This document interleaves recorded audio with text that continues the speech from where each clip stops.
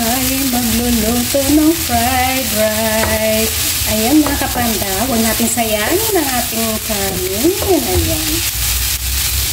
Makulay na fried rice a la panda. Charot. Ngayon, lalagay ko na yung ating scrambled egg. Ayan, ang arte-arte ko naman.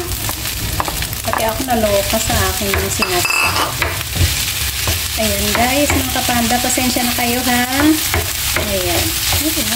Simpleng, ayan. May ulam na. O, diba? Ito yung breakfast ko guys. Fried rice. Ayan. Diba? Nakanin ako eh. Pero nagkape na ako kaninang umaga. Kape at tinapay. Pero syempre, ang pinaka-heavy breakfast ko is rice. So, nakita kong may tirang kanin kagabi. Ayan, niluto ko na.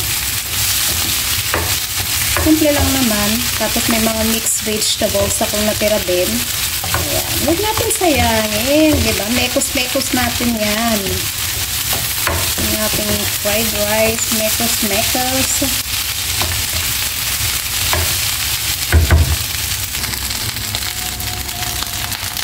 May maingay dyan sa labas namin. Lala. Lagyan naman daw natin ng spring onion. O, diba? Decoration. Chat. Kaya, gimix-mix natin ba? Ayan. Hulala, hulala, hulala, lala.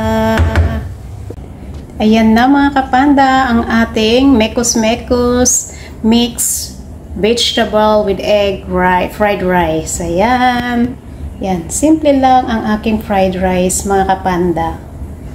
Kain na po. Salamat. Thanks for watching everyone. God bless and ingat!